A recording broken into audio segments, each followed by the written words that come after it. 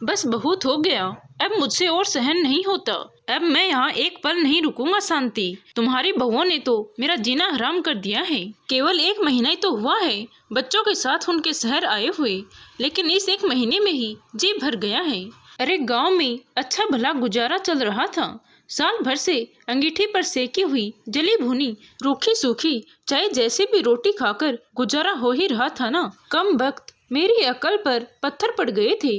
जो सोच बैठा कि बेटों के घर में बहुओं के हाथ के बने अच्छे अच्छे पकवान खाने को मिलेंगे, कम वक्त ये जीभ की लालसा ही दगा दे गई।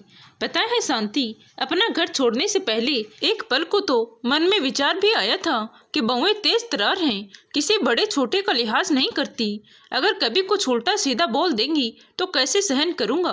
कहते कहते दिमाग के मरीज सोहन लाल जी को खांसी छिड़ गई और फिर कुछ संभल कर बोले, लेकिन शांति, क्षणिक सुख की लालसा के आगे आत्मस्वाभिमान ने भी घुटने टेक दिए और बेटों के कहने मात्र से ही खुशी खुशी उनके साथ शहर आ गया, ये नरक से भी बदतर जिंदगी जीने के लिए।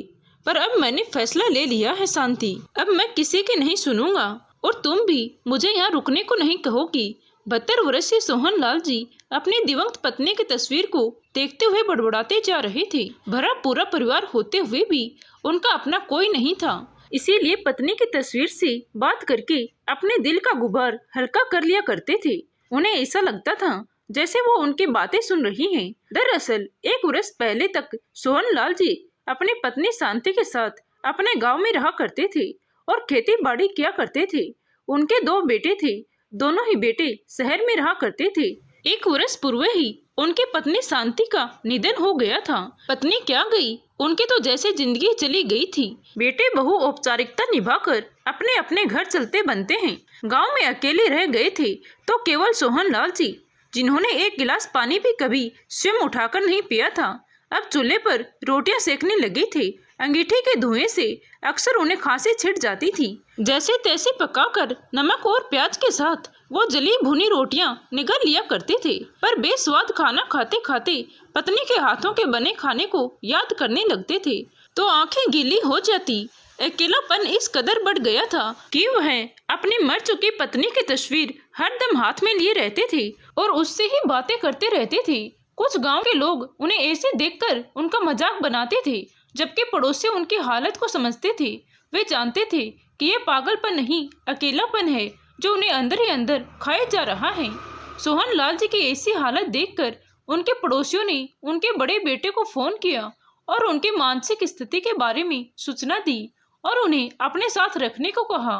बूढ़े पिता को अपने पास रखने के लिए दोनों बहुएं हरगिज राजी नहीं थी, परंतु लोक लाज के डर से उनके दोनों बेटे उन्हें अपने साथ शहर ले आई। सोहन लाल जी भी स्वादिष्ट खाना खाने का अरमान लिए बेटों के साथ खुशी खुशी चल दिए। दोनों बेटों ने अपने पिता को 1-1 महीना अपने पास रखने का तय कर लिया। पहले बड़ा बेटा उन्हें अपने घर ले गया। पोता पोती के साथ हंसते बोलते समय अच्छा गुजर जाएगा, ये सोचकर सोहन लाल जी के दिल में बड़े बेटे के घर जाने की उत्सुकता थी। लेकिन घर पहुंचने के बाद पता चला कि बड़े बेटे और बड़ी बहू ने अपने दोनों बच्चों का दाखिला मुंबई की एक यूनिवर्सिटी में करवा दिया है। अब वह दोनों वहीं रहकर पढ़ाई करते हैं। ये बात सुनकर सोहन लाल जी आश्चर्यचकित रह गए कि अब जमाना कितना बदल चुका है। लेकिन अभी शायद उन्हें एक सरप्राइज और मिलना बाकी था, और वह ये था कि उनकी समधन जी यानी कि बहू की माँ भी उनके बेटे के घर ही रहती थी। अपने समधन को अपने बेटे के घर में देखकर सोहन लाल जी कुछ असहज महसूस कर रहे थे। खैर जैसे तैसे मन को समझाते हुए वह रहने लगे। बेटे के घर रहते हुए 2 वक्त की रोटी तो नसीब हो रही थी, लेकिन वह अपनापन जिसके लिए वह तरस रहे थे वह दूर दूर तक नजर नहीं आ रहा था। बेटा बहू और बहू की माँ तीनों एक साथ बैठकर तरह तरह के पकवान खाते और सोहन लाल जी को उनके कमरे में ही दाल रोटी पहुंचा दी जाती थी, क्योंकि बेटे ने उन्हें उनके कमरे से बाहर निकलने को मना किया था। बेटा बहू और बहू की माँ तीनों के हंसने बोलने की खूब आवाजें आती, परंतु सोहन लाल जी को इस सब से दूर ही रखा जाता था। ये सब देखकर मन ही मन पत्नी से बात करते हुए बड़बड़ाने लगते। शांति, क्या तुमने कभी उल्टी गंगा बहती देखी है? यहाँ देखो, खुद का बाप तो पल पल अपने पन को और अच्छा खाना खाने को तरस रहा है, और हमारा बेटा अपने सास को बिठाकर बढ़िया पकवान खिला रहा है, उसके साथ हाल चाल बांट रहा है, अपनापन जता रहा है। मैं कुछ मांगता हूँ तो ये लोग कहते हैं इस उम्र में परहेज रखना चाहिए। बहू की माँ भी तो बूढ़ी है, तो क्या उसे ये सब खाकर बीमारियां नहीं होगी? वाह ईश्वर, तेरी लीला अपरंपार है। कुछ दिन बीते तो अपने बेटे को कह दिया कि मेरा यहाँ दिल नहीं लग रहा, छोटे बेटे के घर ही छोड़ दे, कम से कम वहाँ बच्चों के साथ तो दिल लग ही जाएगा। पिता के कहने पर बेटे ने उन्हें छोटे बेटे के घर छोड़ दिया, लेकिन छोटी बहू तो 2 कदम और आगे निकली। ससुर जी को अपने घर में देखते ही उसने तुरंत अपने जेठानी को फोन कर दिया। क्यों भाभी, हमारे बीच तो 1 महीने का तय हुआ था ना, अभी तो 20 दिन ही बीते थे। ऐसा भी क्या हो गया था जो आपने बाबूजी को 20 दिन में ही अपने घर से चलता कर दिया? दूसरी ओर से न जाने क्या जवाब आया तो छोटी बहू बोल पड़ी, ऐसी बात है तो हम भी उन्हें 20 दिन ही रखेंगे और 21वें दिन आपके घर भेज देंगे। कहते हुए छोटी बहू ने फोन पटक दिया। बड़े बेटी बहू के घर में कम से कम एक कमरा तो उन्हें नसीब हो रहा था, जहां बैठकर वह आराम से अपनी फूटी किस्मत पर आंसू बहा सकते थे। लेकिन छोटी बहू के घर पर तो वह कमरा भी ना मिला। एक स्टोर रूम में ही सोहन लाल जी का बिस्तर लगा दिया गया और बच्चों को उनके पास न जाने की हिदायत दे दी। बच्चों को आते जाते देखने के लिए कभी वह आंगन में आकर बैठ भी जाते तो भी उन्हें दूर से देखते रहते, परंतु चाहकर भी उनसे बात ना कर पाते, उन्हें कहानी ना सुना पाते।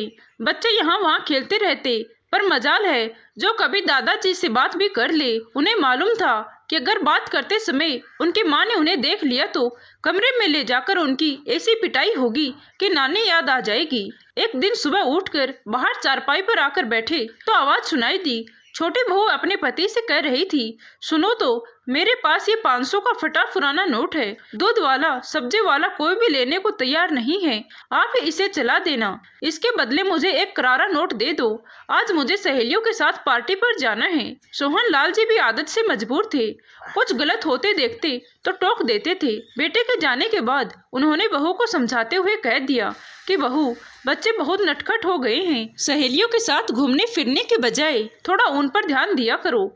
यह बात तो जैसे छोटी बहू को कांटे की तरह चुभ गई और चिल्लाती हुई बोली, आपको क्या लगता है मैं सारा दिन आवारागर्दी करती हूँ? बाहर न जाऊँ तो क्या सारा दिन आपके खांसी की आवाज़ सुनती रहूँ? और वैसे भी मेरे बच्चे बहुत समझदार हैं, आपको उनकी चिंता करने की कोई ज़रूरत नहीं है। छोटी बहू के मुंह से ऐसी बातें सुनते हुए सोहन लाल जी को लगा जैसे वो छोटी बहू ना हो, कोई ज्वालामुखी हो जो उन पर आग उगलते अंगारे बरसा रहा हो। उम्र का ही तकाजा है जो अच्छे अच्छों को अपने समक्ष घुटने टेकने पर मजबूर कर देता है। कभी ऐसा समय हुआ करता था जब मेरे सामने आवाज उठाने की किसी की हिम्मत नहीं होती थी, और आज ये समय आ गया है कि मेरी बहुएं भी मेरी इज्जत उतारकर अपने पांव तले रौंद देती हैं, और नालायक बेटों को तो अपनी पत्नियों की चाकरी के अलावा और कोई काम ही नहीं है। बूढ़ा पिता तो उनकी दुनिया में जैसे आता ही नहीं। सोचते हुए बूढ़ी आंखों का रो रो कर बुरा हाल हो गया था। जलालत भरे आंसू पीकर वे अपने बिस्तर पर आकर निढाल से लेट गए। फिर पत्नी की तस्वीर से कहने लगे, शांति, मुझे क्यों ना ले गई अपने साथ? क्यों मुझे इस उम्र में कष्ट सहन करने के लिए छोड़ दिया? जिन बच्चों को जीते रहो, सदा सुखी रहो जैसे आशीर्वाद देते कभी थकते ना थे हम दोनों, आज उन्हीं बच्चों के लिए मन से बद्दुआ ही निकल रही हैं। नालायक, ना मुराद जैसे शब्द मुंह तक आते आते रह जाते हैं। जिस औलाद को पाला पोसा, समाज में उठना बैठना सिखाया, आज वही औलाद कदर नहीं जानती।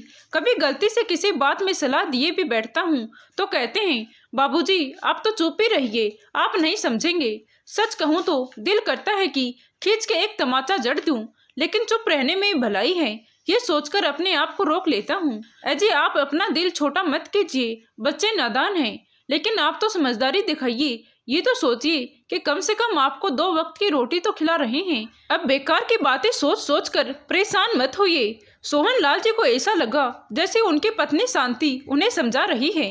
नहीं शांति, मुझे भी अपने साथ ले चलो। कहते कहते सोहन लाल जी नींद में ही बड़बड़ाने लगी और अचानक उनकी आंख खुल गई। चारों ओर देखा लेकिन शांति नहीं दिखी। अगले दिन सुबह उठे तो वे फैसला ले चुके थे कि अब अपने घर लौट जाना ही बेहतर होगा। अपने पुराने से बैग में अपने सारे कपड़े रख दिए और तैयार होकर बाहर आ गई। बेटे ने उन्हें हैरानी भरी नजरों से देखा, लेकिन इससे पहले कि वह कुछ पूछता, सोहन लाल जी बोल उठे, बेटा अब मैं यहाँ रहना नहीं चाहता। बेहतर होगा कि मुझे स्टेशन तक छोड़ दें, आगे मैं खुद ही चला जाऊंगा। ससुर जी की ये बात सुनते ही छोटी बहू के चेहरे पर चमक आ गई और खुशी से बोली, मैं तो पहले ही कह रही थी कि बाबूजी का यहाँ दिल नहीं लगेगा, वो अपने गांव में ही ठीक हैं। आप जल्दी से उन्हें स्टेशन पर छोड़ आइए, फिर आपको ऑफिस भी जाना है। ऐसा कहकर छोटी बहू अपने काम में मशगूल हो गई और पत्नी की आज्ञा का पालन करते हुए जब छोटा बेटा उन्हें स्टेशन तक छोड़ने आया तो अपने जेब से 500 का नोट निकालते हुए बोला, बाबूजी ये पैसे रख लीजिए, रास्ते में काम आएंगे। सोहन लाल जी ने ध्यान से देखा तो वह वही फटा पुराना नोट था जिसे ना तो दूध वाला लेने को तैयार था और ना ही सब्जी वाला। कभी सोहन लाल जी अपने बेटे के चेहरे को देखते तो कभी मेले कुचले और बीच से फटे हुए उस नोट को। एक बार तो दिल में आया कि उस नोट को वापस बेटे के हाथ में थमा कर बोल दे कि इस नोट को अपने पास ही रखो, मैं तुम्हारी इस मेहरबानी के बिना भी अपने घर वापस जा सकता हूँ। लेकिन इससे पहले वह कुछ बोलते उनके बेटे ने कहा, वह क्या है ना बाबूजी, शहर में महंगाई ज्यादा है और तनख्वाह कम, इसीलिए इससे ज्यादा मैं नहीं दे पाऊंगा। तभी सोहन लाल जी अपने गुस्से की ज्वाला को मन ही मन दबाते हुए बोले, बेटा जब तुम दोनों का अच्छे इंग्लिश मीडियम स्कूल में दाखिला करवाया था तो मैं मुश्किल से 3000 महीना कमा पाता था।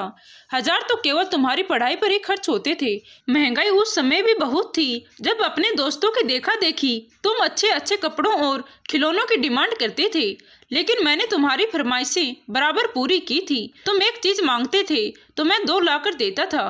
खैर वक्त वक्त की बात है। सोहन लाल जी बोलते जा रहे थे लेकिन उनका बेटा ट्रेन से नीचे उतर चुका था और ट्रेन धीमी गति से चलने लगी। गांव में अपने घर पहुंचे तो सोहन लाल जी को कुछ संतुष्टि हुई। उन्होंने अपने साफे से पसीना पोंछा और चारपाई पर पसर गए। कितनी शांति है यहाँ। लेकिन फिर से वही अकेलापन और फिर से वही धुआं उगलती अंगीठी। परंतु फिर भी बिना किसी की 2 बातें सुने आराम से रोटी खाएंगे, इस बात का सुकून था उन्हें। कभी मन किया तो रोटी बना लेते, नहीं तो उदास हुए लेटे रहते थे। धीरे धीरे शरीर और अधिक ढलने लगा और तबीयत खराब रहने लगी। कभी कभार पड़ोसी मिलने आ जाते थे तो उन्हें दवाई वगैरह दे जाते थे। दमे की बीमारी के कारण उनकी हालत थोड़ी और बिगड़ी तो कमजोरी के कारण रोटी बनाने से भी लाचार हो गए। वह भूखे चारपाई पर पड़े रहते थे। पड़ोसियों ने बेटों को फोन लगाकर खबर भिजवा दी, लेकिन अपने ही परिवार में मस्त दोनों बेटों को पिता से मिलने आने की कोई जरूरत महसूस नहीं हुई। भूखे रहने के कारण उनकी हालत दिन ब दिन बिगड़ती जा रही थी। अब तो गांव के रिश्तेदार और पड़ोसियों ने भी बेटों को फोन करना बंद कर दिया था, क्योंकि बेटों ने तो जैसे ठान लिया था कि केवल अपने पिता के अंतिम दर्शन करने ही आएंगे। एक दिन उनकी हालत इतनी बिगड़ गई कि सोहन लाल जी ने बिस्तर पकड़ लिया। वह उठ बैठने और बोलने से भी लाचार हो गए। पड़ोसियों ने उनके बेटों को फिर से फोन किया और खबर दी कि उनके पिता की हालत बहुत ज्यादा गंभीर है। यदि वे आखिरी बार उनसे मिलना चाहते हैं तो जल्द से जल्द उनके पास पहुंच जाएं। इतना सुनकर दोनों बहुओं के मन में एक खुशी की लहर दौड़ गई कि चलो अब रोज रोज के झंझट से हमेशा के लिए छुटकारा मिल जाएगा। नहीं तो आए दिन कभी बुखार तो कभी खांसी, कभी यहाँ दर्द तो कभी वहाँ दर्द। यहाँ अपनी जिंदगी में हम इतने व्यस्त हैं, कौन सेवा करे चारपाई पर पड़े बूढ़े बाप की। बेटों के साथ दोनों बहुएं बड़ी चहकती हुई गांव में पहुंची और घर के अंदर आते ही दोनों के चेहरे पर एकाएक शोक और संताप व्याप्त हो गया। दोनों के दोनों ऐसे फूट फूट कर रोते हुए अपने आंचल को भिगोने लगी जैसे उनकी दुनिया ही लूट गई हो। हालांकि आस पड़ोस के सारे लोग जानते थे कि जिस बूढ़े ससुर को देवता मानने का दिखावा करते हुए ये दोनों दहाड़े मार मार कर रो रही हैं, उस ससुर को 2 वक्त की इज्जत की रोटी भी कभी इन दोनों से ना खिलाई गई। 1.5-2 घंटे रोने का दिखावा करके जब भूख लगी तो अपने साथ लाए तरह तरह के खाने की वस्तुएं, चिप्स, सैंडविच और आइसक्रीम का लुत्फ उठाने के लिए कमरे के अंदर चली गई। सोहन लाल जी चारपाई पर निढाल पड़े हुए थे। हालांकि वह उठ या बोल तो नहीं पा रहे थे, परंतु सब कुछ देख और समझ पा रहे थे। आज वे वृद्धाश्रम की पीड़ा को बड़ी गहराई से महसूस कर पा रहे थे कि किस तरह उम्र के आखिरी पड़ाव पर आकर इंसान की स्थिति सड़क के किनारे पड़े कचरे की तरह अस्तित्वहीन हो जाती है। खून के रिश्ते भी एकाएक पराये हो जाते हैं। बीमार पड़े सोहन लाल जी को देखने के लिए रिश्तेदार और पड़ोसी सुबह से आ जा रहे थे। जैसे ही कोई घर के अंदर आता तो बेटे बहुएं मुंह लटका लेते। बड़ा बेटा बोलता, क्या बताएं, अंतिम समय है, ज्यादा सेवा ना ही करवाएं तो ही अच्छा है, वरना हम भी कहाँ नौकरी से इतना समय निकाल पाते हैं। भैया मैं तो कहता हूँ कि बाबूजी को जमीन पर लिटा देते हैं, न जाने कब बुलावा आ जाए। छोटा बेटा बोला। तभी दोनों बहुएं दहाड़े मार मार कर ऐसे रोने लगी जैसे उनके ससुर जी सच में भगवान को प्यारे हो गए हों। सोहन लाल जी बड़े इत्मीनान से बहुओं को ये नाटक देख रहे थे। बूढ़े पिता को जमीन पर लिटाया गया तो जैसे पूरा गांव ही इकट्ठा हो गया। बड़ी बहू बाबूजी की टांगे दबाती तो छोटी बहू वाह लुटाने के लिए गीता पाठ करने बैठ गई। दोनों बेटों ने पिता के लिए कफन का कपड़ा और लकड़ी की चिता भी मंगवा ली, लेकिन सोहन लाल जी जस के तस लेटे हुए थे। शाम हुई तो सब लोग अपने अपने घर चले गए। दोनों बेटे और बहुएं जो अभी तक अच्छा बनने का नाटक कर रहे थे, सब लोगों के जाते ही अपनी असलियत पर उतर आई। छोटी बहू अपनी जेठानी से बोली, न जाने कब मुक्ति मिलेगी बाबूजी को मुक्ति मिले तो हम बंटवारा करके अपने अपने घर चलते बने। लेकिन भाभी, मैं आपको बता देती हूँ कि माँ जी का बड़े वाला हार तो मैं ही रखूंगी। मुझे तो वह बहुत पसंद था। कब से इंतजार कर रही थी कि उस हार को पहनने का मौका कब मिलेगा। आखिर वह घड़ी आ ही गई है। फिर बड़ी बहू बोली, अगर हार तुम रखोगी तो माँ जी के भारी वाले कंगन मेरे हुए। उन्हें बेचकर मैं अपने लिए नए डिजाइन के कंगन बनवाऊंगी। मैंने तो सुनार की दुकान पर डिजाइन भी पसंद कर रखा है। बहुओं की बातें सुन सुनकर सोहन लाल जी अंदर तक आहत हो रहे थे। उनका दिल तो हुआ कि चीख चीख कर पूरे गांव को अपने बेटों और बहुओं की असलियत बता दे, लेकिन शरीर में जान ही कहाँ थी कि कुछ बोल भी पाई। पिता के पास बैठे बेटे और बहुएं आपस में विचार विमर्श करने लगे।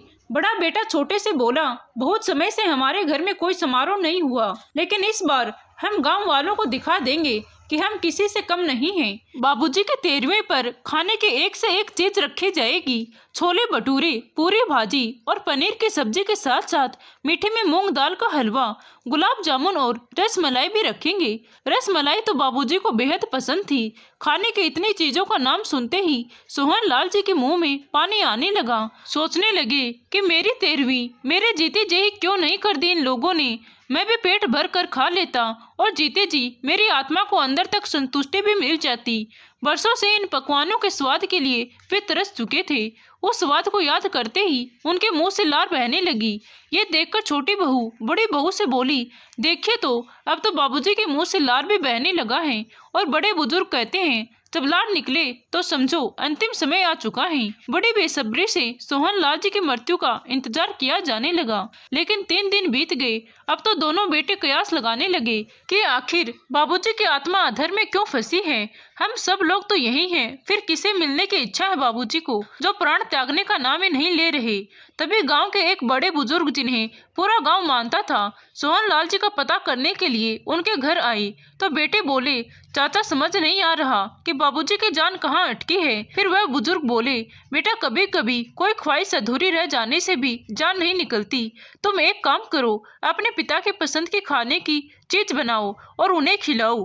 हो सकता है वही खाने की ख्वाहिश मन में रह गई हो। बहुओं ने फटाफट से रसोई घर में जाकर बाबूजी के लिए देसी घी में सूजी का हलवा बना दिया। जैसे ही हलवा लाकर उनके पास रखा तो हलवे की खुशबू से ही उनका रोम रोम खिल उठा। बड़े बेटे ने एक चम्मच से थोड़ा हलवा मुंह में डाला तो सोहन लाल जी बड़ी खुशी से खाने लगे और देखते ही देखते पूरा कटोरा खाली हो गया। लेकिन ससुर की मृत्यु की प्रतीक्षा करती बहुओं की धैर्य की सीमा अब समाप्त होने लगी थी। छोटी बहू बोली, मैं तो अपना सामान पैक कर रही हूँ, अब हम और ज्यादा यहाँ नहीं रह सकते। हम इतने निठल्ले थोड़ी न हैं कि किसी की मृत्यु के इंतजार में अपना वक्त गंवाते रहें। तभी बड़ी बहू गुस्से से उबलते हुए बोली, हाँ, हम तो जैसे कोई काम काज करते नहीं। बाबूजी का ठेका तो हमने ले रखा है ना।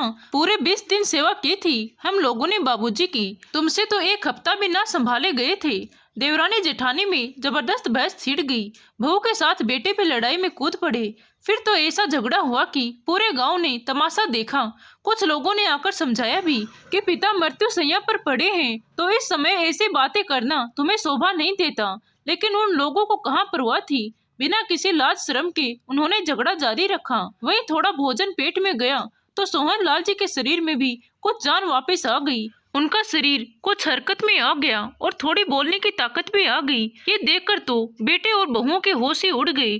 परेशान होकर वे सोचने लगे कि अब क्या किया जाए। खैर, जैसे तैसे रात बीती और सुबह हुई तो बड़े बेटे ने पिता को भी दूध के साथ 2 ब्रेड खिला दिए। चाय नाश्ता करके वे सब अपने अपने घर जाने को तैयार हो गए। फिर गांव के बड़े बुजुर्ग ने समझाया कि अब उनके पिता भी उनकी जिम्मेदारी है और उनकी सेवा करना बेटों का कर्तव्य है, इसीलिए उन्हें अपने साथ ही ले जाएं। छोटी बहू अपने पति को एक कोने में ले गई और नाक मुंह सिकोड़ते हुए बोली, मेरी एक बात कान खोलकर सुन लो, आप बाबूजी को अपने साथ रखने के लिए हरगिज तैयार मत होना। वह तो बिस्तर पर पड़े हैं और मुझसे उनकी गंदगी ना उठाई जाएगी। बड़ी बहू ने भी धीमे से अपने पति के कान में कहा, कोई जरूरत नहीं है बिना मतलब आफत मोल लेने की। जब बूढ़े पिता को अपने साथ ले जाने में दोनों बेटे आनाकानी करने लगे तो ये सब देखकर सोहन लाल जी की आंखें छल छला उठी। वे हाथ जोड़कर अपने बेटे और बहुओं से बोले, तुम लोग अपने अपने घर जाओ, मैं यहाँ कैसे रहूँगा ये मैं खुद ही देख लूँगा। पिता के इतना कहने की देर थी कि वे सब तुरंत अपना सामान उठाकर चुपचाप निकलते बने और आखिरकार 5 दिन से चलते आ रहे बेटे बहुओं के नाटक का अंत हुआ। 1-2 दिन और बीते तो सोहन लाल जी की हालत कुछ और सुधरी, लेकिन अब वह गंभीर सोच विचार में डूबे हुए थे। बार बार अपनी पत्नी शांति की तस्वीर से ही पूछने लगते, ये है हमारी औलाद, लानत है ऐसी संतान पर। यही बेटे थे जिनकी ख्वाहिशें पूरी करने में मैं कभी पीछे नहीं हटा। आखिर बेटों की परवरिश में हमने कमी कहाँ छोड़ दी थी। बच्चों के लिए वर्षों की तपस्या में खुद को झोंक दिया था, लेकिन अपनी कठिन परिस्थितियों का बच्चों को पल भर भी आभास नहीं होने दिया था। आज उन्हीं बच्चों को मुझसे छुटकारा पाने की इतनी जल्दी थी कि मेरे जीते जी घर पर सफेद कफन और चिता मंगवा कर रख दी और मेरे मरने की राह देखने लगे।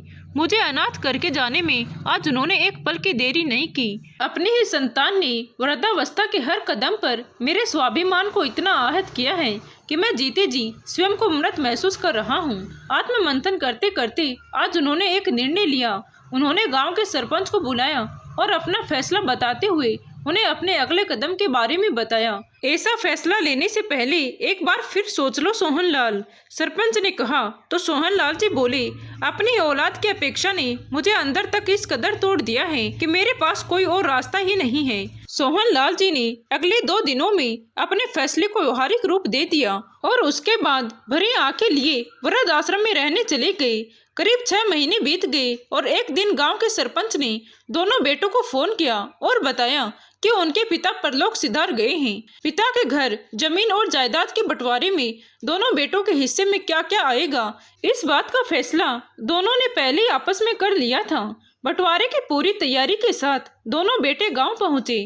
आंसू बहाते हुए पिता के शरीर को मुखाग्नि दी और जब घर पहुंचे तो पड़ोसियों और रिश्तेदारों के जाने का इंतजार किए बिना दोनों बेटों और बहुओं ने सबसे नजर चुराकर पिता के कमरे का दरवाजा खोला। उस समय चारों के चेहरे पर एक कुटिल मुस्कान फैली हुई थी। दोनों बेटों को नोटों के बंडल अपने आगे पीछे नाचते हुए दिखाई दे रहे थे, तो वहीं दोनों बहुओं की आंखें माँ जी के गहनों पर एक नजर डालने को ही बेताब हो रही थी। पिताजी की अलमारी खोलकर उसमें से वह दोनों संदूक निकाले जिनमें माँ के गहने और घर और खेतों के कागजात रखे जाते थे। यहाँ वहाँ ताका झाकी की तो संदूक की चाबियां भी मिल गई। बड़ी खुशी से बड़ी बहू ने पहला संदूक खोला तो देखते ही सबके चेहरे पर निराशा के भाव आ गए। अरे इस संदूक में तो माँ के गहने होने चाहिए थे, पर यहाँ तो देखो, इसमें तो आप लोगों के बचपन की तस्वीरें पड़ी हैं। और ये क्या है? छोटे बच्चों के खिलौने, ये सब चीजें भी कोई संदूक में रखता है क्या? तभी बड़ा बेटा बोला, हम बचपन में इन्हीं खिलौनों से खेला करते थे। कितनी खट्टी मीठी यादें जुड़ी हैं इन खिलौनों के साथ हमारी, इसीलिए माँ ने इन्हें सहेज कर रख दिया होगा। दोनों बहुएं एक के बाद एक सामान निकाल कर फेंकती जा रही थी। बहुत सी चीजें निकली, लेकिन जिस चीज को वह ढूंढ रहे थे वह नहीं मिली। फिर बड़ी आस के साथ उन्होंने दूसरे संदूक का ताला खोला। संदूक में सबसे ऊपर एक थैला रखा हुआ था जिसमें कुछ पैसे रखे हुए थे। वे चारों लालची नजरों से उस थैले को देखने लगी। पैसे निकाल कर गिने तो पूरे 50,000 थे। उसी के साथ एक और लिफाफा रखा था जिसमें 500 का फटा पुराना सा नोट था। और देखो क्या रखा है संदूक में। छोटी बहू बोली तो छोटे बेटे ने सारा सामान निकाल दिया, लेकिन उसमें उनके बचपन के छोटे छोटे कपड़ों के अलावा और कुछ नहीं था। अरे ये कागज तो हमने पढ़ा ही नहीं, जरूर इसमें बाबूजी के बैंक अकाउंट या उनकी संपत्ति के बारे में कोई जानकारी होगी। बड़ी बहू बोली तो बड़े बेटे ने वह पत्र पढ़ना शुरू किया। लिखा था, इतनी बेसब्री से क्या चीज ढूंढ रहे हो बेटा? तुम्हारी माँ के गहने और मेरी संपत्ति। अरे बेटा, हम दोनों की अनमोल दौलत तो तुम्हारे बचपन की ये यादें ही थी जिन्हें हमने बड़े सहज कर रखा था। लेकिन तुम अपनी जिंदगी में क्या मस्त हुए, कि अपने माँ बाप को ही भूल गए। जानते हो किसी इंसान के लिए दुनिया का सबसे बड़ा दुख क्या होता है? अपनों के होते हुए भी किसी अपने का पास में ना होना। और बेटा, उस समय दुनिया की कोई दौलत या संपत्ति काम नहीं आती। तुम्हारा बाप अपने अंतिम समय में हर पल अपने बच्चों के साथ को तड़पता रहा, रोता रहा, पिलकता रहा, लेकिन तुम्हें वह आंसू नजर नहीं आई। दो दो बेटों के होते हुए भी अपना अंतिम समय मैं वृद्ध आश्रम में गुजारूं, इससे बड़ी लानत के बाद तुम्हारे लिए और क्या हो सकती है? मैंने अपने खेत की जमीन, ये घर और बाकी की संपत्ति इस वृद्ध आश्रम को दान कर दी है, जहाँ अंतिम समय में मुझे शरण मिली। और हाँ, जो 50,000 मेरे संदूक में से निकले हैं वह मेरे अंतिम संस्कार का खर्चा है, क्योंकि मरने के बाद भी मैं तुम पर बोझ नहीं बनना चाहता हूँ। और इसी के साथ लिफाफे में जो 500 का नोट रखा है वह मेरे छोटे बेटे के लिए है। बेटा, ये वही नोट है जो ना तो दूध वाला लेने को तैयार था और ना ही सब्जी वाला। और मेरे गांव आने से पहले तुमने ये फटा पुराना नोट मेरे हाथ में थमाकर अपने कर्तव्य की इतिश्री कर ली थी। भगवान से दुआ करता हूँ कि जैसे मेरे साथ हुआ वैसे दिन तुम लोगों को कभी ना देखने पड़े। लेकिन कुदरत का उसूल है, जो हम किसी को देते हैं वह हमारे पास लौटकर वापस जरूर आता है। पत्र पढ़ते पढ़ते बड़े बेटे की आवाज कांपने लगी और छोटा बेटा फूट फूट कर रोने लगा और दोनों बहुएं अपना अपना सर पकड़कर जमीन पर धम से बैठ गई। तो दोस्तों, आपको ये कहानी कैसी लगी कमेंट करके जरूर बताएं, और कहानी अच्छी लगी हो तो प्लीज़ वीडियो को लाइक, शेयर एंड सब्सक्राइब जरूर करें। Thank you.